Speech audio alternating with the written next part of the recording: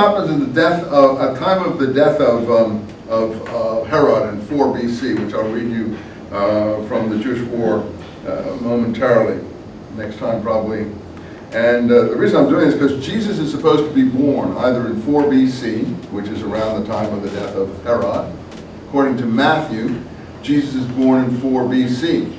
According to Luke, he's born at the time of the census, which would be 6 to 7 AD, when the Romans took direct control of Palestine, Judea, because they were fed up with the Herodian governors or kings or petty kings, whatever you want to call them, because they couldn't control the situation.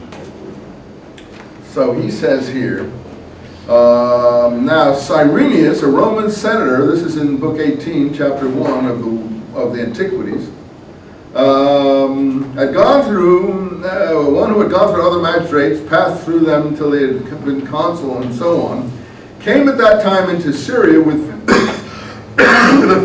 with a few others, being sent by Caesar, meaning Augustus, to be a judge, and take an account of their substance. That's where they get the census under Cyrenius or Quirinius.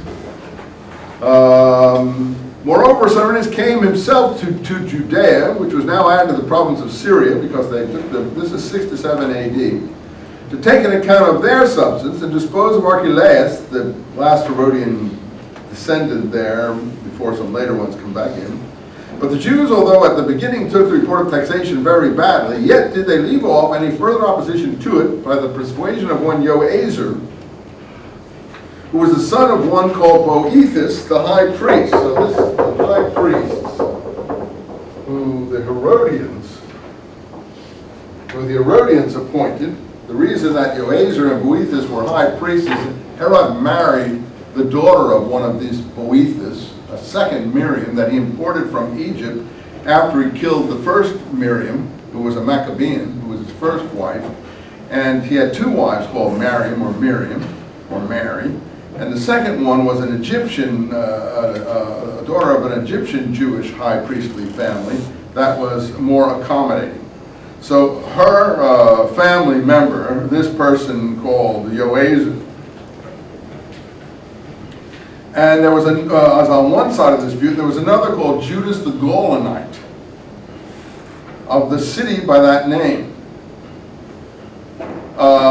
which was Gamala, who, taking with him one Sadduc, a Pharisee, became zealous to draw the people to revolt, and said that this taxation was no better than the introduction of slavery, and exhorted the nation to exert its liberty, as if this could procure them happiness and security for what they possessed, and an assured enjoyment of still greater good, which was that of the honor and glory they would acquire through their, if you want, their sacrifice, their martyrdom, if you want.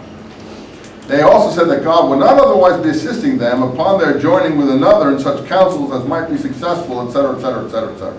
What he's saying here is that Judas and Sadduc, in war he only mentioned Judas, draw the people away on the tax issue, and that the establishment priests support the tax issue. Well, the tax issue is the basis of Jesus' birth moment in the Gospel of Luke. And Jesus is presented over and over again with the tax issue. So you see, this is all connected and a very burning issue. But to know this, who you have to read, unfortunately, Josephus. So I'm picking these little points out for you. For Judas and Sadduc, who excited a 4th philosophical sect among us, and had great many followers therein, filled our civil government with tumults at present, and laid the foundations of our future miseries. The one, he says, and we have only ourselves to blame in the war. By this system of philosophy, he calls it a system of philosophy, which we were before unacquainted with, we didn't know about before, concerning which I shall discourse a little. And this rather because the infection, the disease, Paul in the book of Acts is considered a disease carrier. Are you a disease carrier? The infection which spread thence among the younger people who were zealous, again zealous is used, for it, brought our country to destruction. So this all began, you see, not in 66. According to Josephus, this began when? In the period 4 to 7 AD, with the death of Herod and the unrest that followed it, the coming of the Romans to direct control in Palestine, like the Americans in Iraq, if you want, and then the insurrectionary movements that developed as a result of that, particularly as a result of the taxation. And this grew and grew and grew over 70 years. Don't forget, 70 is an important number in Daniel. Until the final outbreak of the war. At that point, he says, for the Jews had, for a while, three sects of philosophy. The Essenes, the Sadducees, and the Pharisees. I have already spoken of this in the second book of the Jewish War. Yeah, I said he goes into much more detail. But interestingly enough, he doesn't tell you anything about the Zealots, the fourth group, Judas and Zadok's group, at that point. He only tells you about the Essenes in great detail. But in this, you can read this yourself, but in this description in the Antiquities, maybe a decade or two later, he says that